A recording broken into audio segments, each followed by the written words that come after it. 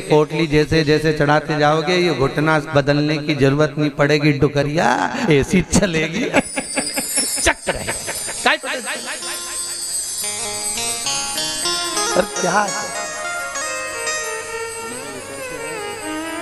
कमरा भी है, शादी आई एक में 6 भरा, 6 इसलिए भरा तुम रात भर सत्संग करो, भजन करो, स्मरण करो, और जितना सत्संग का आनंद हो सकता है। अपनों के बीच में तो हमेशा रहते हो, पर दूसरे को एडजस्ट करना तो सीखो।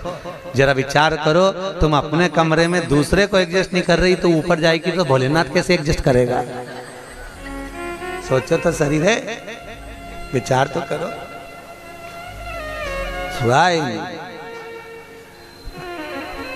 भगवान शिव की कथा है, 24,000 श्लोक शिव महापुराण में है, 12 संहिता, और एक एक संहिता भगवान शंकर को समर्पित है। भगवान शिव 6 सूत्र शिव महापुराण के हैं कि शंकर को पाने के 6 सूत्र बताएं। पहला, मस्तक पर तिलक लगा दो, त्रिपुंड लगा लो, नहीं लगा सकते तो गले में रुद्राक्ष की माला पहन लो। इतना भी नहीं कर सकते, तीसरे नंबर का सूत्र है कि भगवान शंकर का मंत्र जाप कर लो, नमः शिवाय, ओम नमः शिवाय। ये भी नहीं कर सकते तो मंदिर में शंकर जी को 1 लोटा पानी चढ़ा दो, चौथा सूत्र। 5वां सूत्र है, इतना भी नहीं कर सकते तो किसी शंकर के मंदिर के पास में से निकल कर चले जाओ तो शंकर के मंदिर का शिखर का दर्शन हो जाएगा। शिखर दर्शनम सर्व पाप नाशनम, बस उतना भी बहुत है। ये 5। और 6ठे नंबर का सूत्र है, अगर इतना भी नहीं कर सकते तो पूरी जिंदगी में अगर 12 ज्योतिर्लिंग पर पहुंचकर शंकर की कथा को सुन लोगे तो फिर दूसरा जन्म नहीं होता। ये 6 सूत्र शंकर को पाने के हैं, भगवत भक्ति को पाने के हैं, भगवत रस तत्व को पाने के हैं। 6 सूत्र है, शंकर का अनुमोदन करें। ऐसी कौन सी भूमि है, ऐसी कौन सी जगह है जहां शंकर नहीं है? हर जगह, हर तत्व में, कण कण में, हर जगह पर वही तो समाया है। बस हमारे नेत्र परखैया नहीं है, इसलिए हम पहचान नहीं पाते। बहुत दुनिया के लोग बहुत कम पहचान कर पाते हैं। बस अंतर तब आता है एक घर के बुजुर्ग माता पिता को और एक परमात्मा को लोग अंतिम तक नहीं पहचान पाते। अंतिम तक बहुत कठिन। माता पिता सब कुछ दे देते हैं बच्चों को। एक सास अपनी बहू को जब पसंद करके आती है, जो सास कभी अपनी देवरानी जेठानी की एक अंगूठी नहीं दे वो हाफ सेट दे के आ जाती है। सोचो जरा, विचार करो, खुद कैसी भी साड़ी पहने पर बहू को एक से बढ़कर एक चढ़ावे में चढ़ा देती है, तैयार होने का डब्बा भी देती है, नंबर की चप्पल भी देती है, सब कुछ देती है। शादी नहीं होती उससे पहले ना जाने कितना सास बहू को दे आती है। कितना विश्वास सास का बहू पर होगा। और बहू जब पहली विदाई में घर से सास के यहाँ से जाती है तो अलमारी में ताला लगा के चाबी घर ले जाती है। सोचो, सास ने कितना विश्वास करा, सब कुछ दे दिया, और बहू ने ऐसा विश्वास करा कि चाबी तक बटोर के पहली विदाई में ले गई। पहली विदाई क्यों? क्योंकि नंदे आई हैं, डोकरी निकाल के ना दे दे कच्छो। विश्वास कहाँ, भरोसा कहाँ, पूर्णता कहाँ है? भगवान शंकर की कथा कर रही है। 6 सूत्र में से अगर एक सूत्र भी भगवान शंकर का आपकी जिंदगी में आ गया तो जीवन का आनंद देने वाला हो गया। ध्यान देना, कन्यादान जो तुमने करा है उसका पुण्य तुम्हारे मरने से पहले हो सकता है कि समाप्त हो जाए। अन्नदान जो तुमने करा है उसका पुण्य हो सकता है तुम्हारे मरने से पहले समाप्त हो जाए। क्योंकि कई लोग कहते हैं हमने कन्यादान करा, हमने वस्त्र दान करा, हमने मुद्रा दान करी, हमने स्वर्ण दान करा, हमने अन्न दान करा, हमने भागवत कराई, हमने रामायण करवाई, हमने गीता करवाई, हमने तीर्थ करे, हमने व्रत करे। ये सारे पुण्य तुम्हारे खाते में हैं। एक पलड़े में तुम्हारे पुण्य रखे हैं, पर एक पलड़े में जो पुण्य इकट्ठे करके रखे हैं तो पाप भी तो देखो कितना करो। पाप भी तो देखो, मालूम पड़े मुंह से किसी की निंदा कर दी, उसी पुण्य में से कम हो गया। हुआ कि नहीं हुआ? अरे बोलो तो सही, अब 200 रुपए लेके आई थी, अब 200 रुपए में से खर्चा करते जा रहे हो तो होगा कि नहीं होगा खर्चा? थोड़ा गलत बोल दिया, पुण्य समाप्त तो हुआ। किसी को अपशब्द बोल दिए, पुण्य समाप्त तो हो गया। किसी के लिए गलत देख लिया, पुण्य समाप्त तो हो गया। किसी के लिए गलत सुन लिया, पुण्य समाप्त तो हो गया। हमने पुण्य तो बहुत कमाया, हमने ढेर पुण्य इकट्ठा करा। कन्यादान, वस्त्रदान, अन्नदान, मुद्रादान, स्वर्णदान, भागवत, रामायण, गीता, यज्ञ, अनुष्ठान, संत पूजा, गुरु पूजा, सब कुछ करी, पुण्य तो ढेर इकट्ठा करा। पर मरने से पहले ये सारा पुण्य तुम्हारा बोलने से, अपशब्द कहने से, ताना देने से, निंदा सुनने से, गलत देखने से समाप्त हो गया। पर शिव महापुराण की कथा कहती है सारे पुण्य तुम्हारे मरने से पहले भले समाप्त हो जाएंगे, पर शिव महापुराण की कथा यदि तुमने भूल से भी 5 मिनट की भी सुन ली तो वो जिंदगी भर अटल और अमर हो जाती है, वो कभी समाप्त नहीं होती। शिव महापुराण की पुण्य कभी समाप्त नहीं होता, शंकर का किया हुआ पुण्य कभी समाप्त नहीं होता।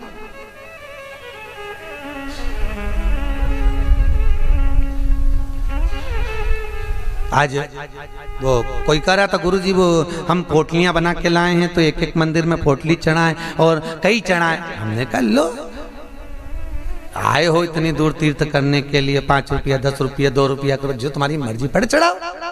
84 महादेव का क्या बार-बार दर्शन करने जाओगे? ब्रज 84 कोस की परिक्रमा तो तुमने ना जाने कितनी बार लगा ली होगी ब्रजमंडल में पहुंचकर, पर 84 महादेव का दर्शन करने के लिए आए हो। और वो 84 महादेव जिसको स्वयं भगवान शंकर की बहन छिप्रिया ने प्रकट किया था, शंकर के ही रूप तत्व से 84 रूप में उनको प्रकट किया है। पूरे विश्व में कहीं पर नहीं है, केवल उज्जैन, केवल उज्जैन। तो भगवान शंकर की कथा कर रहे हैं, भगवान भोलेनाथ का चरित्र वर्णन कर रहा है। 6 सूत्र में से एक सूत्र भी अपनी जिंदगी में उतारा तो जीवन सार्थक हो गया। मात्र भगवान शंकर की पावन कथा का रसतत्व ग्रहण करें। एक देवराज नाम का ब्राह्मण शरीर में ताप पड़ गया और शरीर में ताप पड़ने के कारण बहुत ताप पड़ा तो शंकर के मंदिर में पहुंच गया, बैठा।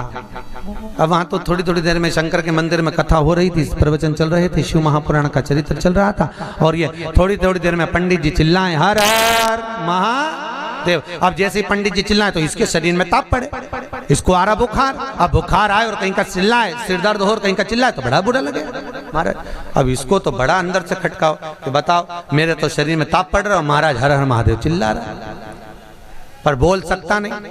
ताप पढ़ते पढ़ते पढ़ते पढ़ते थोड़ी देर में ये यहाँ से चला शंकर के मंदिर से कथा श्रवण कर कर थोड़ी देर भले ताप पड़ा, बुखार आया, सिर दर्द हुआ, सब कुछ हुआ, पर शंकर की कथा तो शरीर में पहुंच गई, इस आत्मा तक पहुंच गई।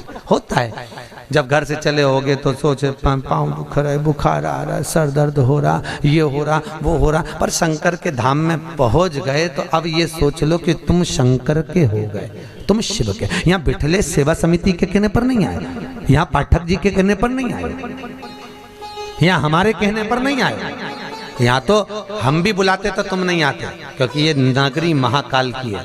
महाकाल का राजा है महाकाल, और महाकाल राजा का एक नियम है, यहाँ कोई राजा, कोई मंत्री, कोई बड़े से बड़ा राजपाट वाला इस नगरी में रात नहीं रुक सकता, यहाँ का नियम है। क्योंकि यहाँ एक ही राजा, कौन सा? महाकाल राजा, बस उसी का राज्य चलता। तो जब उसके घर में आए हो तो हम कौन बुलाने वाले? बोलो तो सही। उसने बुलाया, उसने ठहराया, उसने खिलाया, उसने घुमाया, 5 दिन घूमो फिरो, उसका दर्शन करो, आनंद करो, घरे जा। घर वाले पूछे कहाँ गई थी तो कहना महाकाल के घर गई थी, उसने बुलाया था। रामकृष्ण परमहंस जी से एक ने कहा, रामकृष्ण परमहंस जी से बोले, अरे रामकृष्ण परमहंस जी, हमने सुना है कि माता जगतजननी जगदम्बा शारदा भवानी माँ देवी आपसे बात करने के लिए आती हैं, आपसे मिलने के लिए आती हैं। रामकृष्ण परमहंस जी ने कहा, तो रामकृष्ण परमहंस जी, अगर देवी जी तुमसे मिलने आती हैं, देवी जी तुमसे बात करने आती हैं, जगदम्बा तुमसे मिलने के लिए आती है, तो रामकृष्ण परमहंस जी एक काम करो ना, एक आध बार माता जी को हमारे घर भी भेज दो। हंसी उड़ाने वाले तो कुछ भी बोल देते हैं, एक आध बार माता जी को हमारे घर भेज दो। रामकृष्ण परमहंस जी ने कहा ठीक है, एड्रेस बता दो, देवी जी को तुम्हारे घर भेज देंगे। बोलो एड्रेस क्या है? उस व्यक्ति ने कहा फलाना गली में, फलाना मोहल्ले में, ये वाले मकान में, इस नंबर में, इस जगह पर मैं रहता हूं। रामकृष्ण परमहंस जी ने कहा, स्वामी विवेकानंद के गुरु रामकृष्ण परमहंस जी कहते हैं, जो एड्रेस आपने दिया ये तो आपके घर का है, ये आपके घर का एड्रेस है, आपका एड्रेस दीजिए, आप कहाँ रहते हैं? उसको लगा मैं दुकान पे रहता हूँ, तो हो सकता दुकान का मांग रहा है, उन्होंने दुकान का एड्रेस दे दिया। रामकृष्ण परमहंस जी बोले ये तो दुकान का एड्रेस है, आप कहाँ रहते हो, आपका एड्रेस दो। तो रामकृष्ण परमहंस जी के शब्द सुने तो उस व्यक्ति ने कहा ये हमारा ही तो एड्रेस है। रामकृष्ण परमहंस जी बोले जिस घर का एड्रेस दिया वो तो घर का है, जिस दुकान का एड्रेस दिया वो तो दुकान का, कि दुकान यहाँ है वो वहां घर है, तू कहाँ रहता है, तेरा एड्रेस बता, तू रहता कहाँ है? रामकृष्ण परमहंस जी के शब्द सुने, उसने चरण पकड़ लिया और रामकृष्ण परमहंस से पूछा आप बताओ कि मेरा निवास कहाँ है? रामकृष्ण परमहंस जी कहते हैं इस शरीर का आखिरी निवास तो शमशान है, मनुष्य वहां निवास करने वाला है। बस ये आत्मा परमात्मा के चरणों में रहे और शरीर आखिरी में वहां पहुंच जाता है, आखिरी में।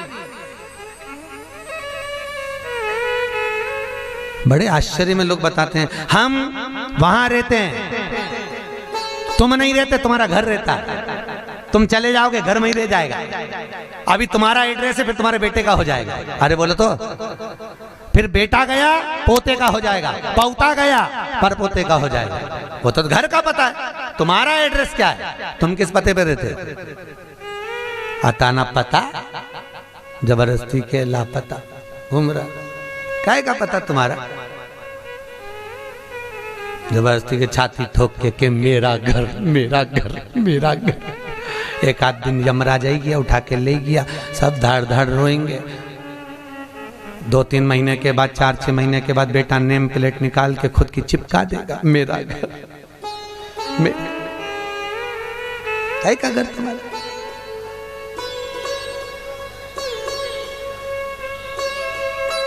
क्या कहा? सज धज के जिस दिन मौत की सहजादी आएगी, न सोना। हमसे भी लोग कहते हैं गुरुजी तुम कथा वाचते हो इतना सारा सोना मोना पहन के पहनते हो, तो हमने कहा जजमान लोग दे तो क्यों नहीं पहने? अरे बोलो तो दीजिए, कई करे कई बाद में जोड़ जोड़ के औलाद के देखे ना, तो है तो तुम्हारे पास भी, बस तुम भी जोड़ जोड़ के लाकर में अलमारी में लाकर में, और एक आध दिन मर गई और सारा पड़ा की पड़ा रह गया, ऊपर जाके याद करेगी वाला हार तो पीना ही नहीं, फिर कई मतलब का सब पहना कई करे वो कर।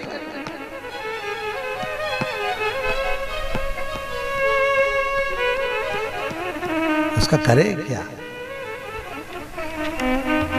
जितनी साड़ी धरी है सब पहन लो जीजियों, बाद में किसी काम की नहीं, सब धरी ले जाए। ऊपर जाती जाती यमराज सेकेगी, नीली वाली तो पहनी नहीं थी, अभी पीको लगवाई थी, एक बार फिर से छोड़ दे वंश मोर, फिर से छोड़। भगवान भी यमराज भी कहेगा चल ऊपर चल, अब कहीं नहीं पहने, ले गया वही करे। खूब जोड़ा, आखिरी में यही छोड़ा, और फिर इतना बड़ा फोटो टंगा, उनमें प्लास्टिक के फूल की माला, और वो भी पंखा में माला यूं छिले, पंखा में माला हिले और डोकरी फोटो में स्माइल दे। वो डोकरी भी इसलिए स्माइल दे कि बेटी हम भी जोड़ जोड़ के मर गए, यही टंग गए, तुझे भी टंगना है, इसलिए डोकरी भी हंसे, यही टंगे से जोड़ो। कुछ नहीं खाया, खूब जोड़ा, खाना खाने की फुर्सत नहीं थी, साहब सवेरे 8 बजे से रात को 10 बजे तक दुकान नहीं छूटे, नहीं छूटे। एक एक ग्राहक के लिए बैठा दिया और आखिरी में सब छोड़ के घर के लोग अर्थी पे भी ले गए तो बांध के ले गए, सबको मालूम है मर गया। उसके बाद भी ना जाने क्यों बांध के ले जाते और खींच खींच के बांध, खींच और खींच और खींच। अरे सबको मालूम है मर गया, कोई भगेगा थोड़ी ना, काय को खींच, हल्की बल्कि बांध दो, ले जाना तो है नहीं, और खींच खींच के बांधी, क्योंकि इनको डर इस बात का लग रहा है, उठ के भग गया, अब उनको तो कुर्सी भरना, उसकी जगह दूसरे को ले गया तो इसी को ले चलो, जैसे कहा करो उसका क्या। सज धज के जिस दिन मौत की शहजादी आएगी, न सोना काम आएगा न चांदी। छोटा सा तू कितने बड़े अरमान हैं तेरे, मट्टी का तू सोने जैसा मान है तेरे। मेरे को नहीं जानते, मेरे को नहीं पहचानते। अरे भेरू तुझे तो सब जाने, कोई नहीं, मेरे को नहीं जानते। मट्टी का तू सोने जैसा मान है तेरे, मट्टी की काया एक दिन मट्टी मिल जाएगी, न सोना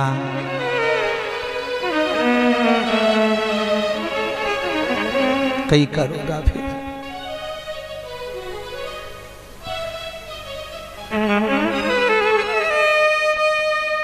गीता वाटिका गीता प्रेस में कथा बाची, क्या 3-4 साल हो गए, गीता प्रेस गीता वाटिका।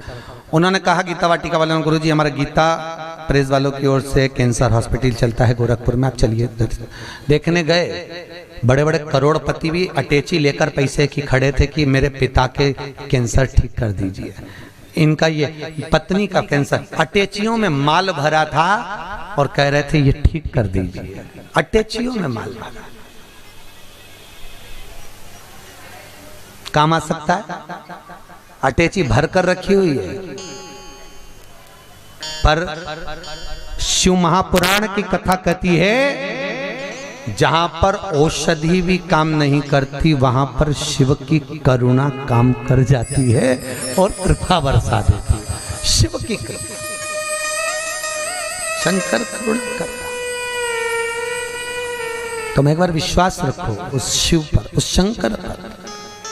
देवराज ने प्राणों को त्यागा, प्राणों को त्यागा तो भगवान शंकर के धाम में चले गया, क्योंकि भले 5 मिनट की भी कथा सुनी हो, चलते चलते भी अगर शिव महापुराण तुम्हारे कानों में पड़ गई हो, चलते चलते भी अगर तुम्हारे कानों में एक शब्द भी शंकर की कथा का मिल गया हो, तो वो शंकर की कथा कभी छिन्नित नहीं होती, वो शंकर से मिला देती है। शंकर से, शिव से मिला। देवराज मोक्ष पा गए। फिर अगला चरित्र सुनाया एक बिंदुक नाम का ब्राह्मण, जिसकी धर्मपत्नी का नाम था चंचुला देवी। बिंदुक जो भी लाता वो चंचुला को ला कर देता। क्यों देता? क्योंकि पति का नाम केवल पति है, पर पत्नी का नाम धर्म पत्नी है। पति कुछ भी कमाई कर लाएगा वो अपनी धर्म पत्नी को देगा, क्योंकि ये धर्म में लगाती रहेगी। अगर ये मेरी कमाई को धर्म में लगाएगी तो मुझे भी बैकुंठ तक तो ले ही जाएगी। ये धर्म पत्नी है, धर्म पत्नी।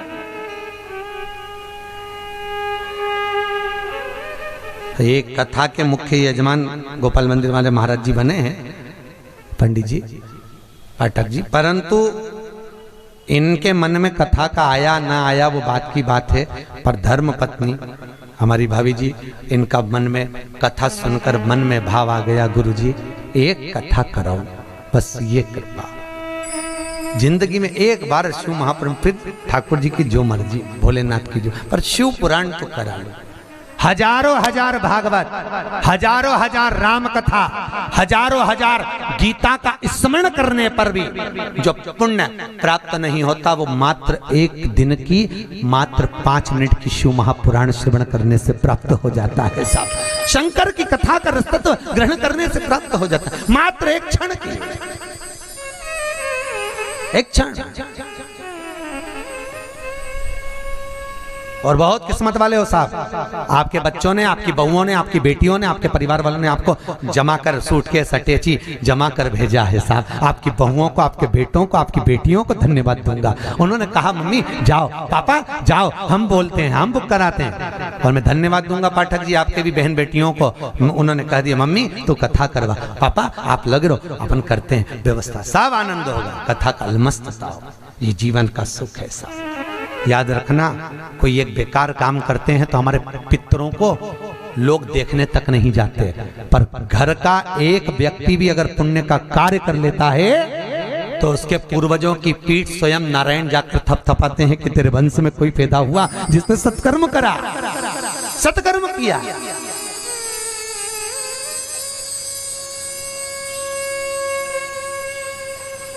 पुण्यता।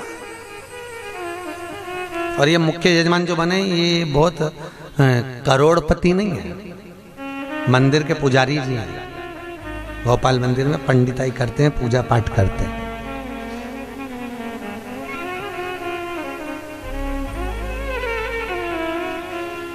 उसमें भी शायद मेरे हिसाब से, मेरी सोच से तो 3-4 हजार रुपये महीना कुछ मिलता होगा। उसके बाद भी मन देखिए कि नहीं, कथा रस तत्व हो महाराज, श्रवण करें, जीवन का सुख पाए। और ये इनके ऊपर जो कृपा हुई है ये पूर्वजों की हुई है कहीं, और आपके ऊपर जो कृपा है, आप जो यहाँ महाकाल की नगरी में बैठे तो तुम्हारा तो है, पर तुम्हारे भी पितरों की ना जाने कितने पूर्वजों का आशीर्वाद होगा। उन्होंने धक्का मारकर तुम्हें महाकाल की नगरी में भेज दिया। कहीं पूर्वजों की, कहीं पितरों का आशीर्वाद, कहीं आहूत और वासुकों का आशीर्वाद जो हमको परमात्मा की शरणागति तक लेकर जा रहा है, भगवान के चरणारविंद तक लेकर। बिंदु को जो लेकर आता वो चंचुला देवी को देता, चंचुला देवी उसको भोग में लगा लेती है, पर चंचुला कभी धर्म में नहीं लगाती। धर्म पत्नी का लक्षण है कि पति की कमाई का एक अंश निकाले और वो ले जाकर कहीं सत्कर्म में, कहीं धर्म में लगा दे। एक अंश निकाल कर वो धर्म में लगाए तो धर्म पत्नी है। पर आजकल की पत्नियां ऐसी हैं, निकालती तो हैं पति की कमाई का, पर सब डेंटिंग पेंटिंग में लगाया थी, वो धर्म में लगा ही नहीं पाती, धर्म में लगे ही नहीं। वो कितना ही प्रयास करें। कई माताओं की आदत रहती है हर बार सोचे सत्यनारायण की कथा कराऊंगी, सत्यनारायण की कथा कराऊंगी,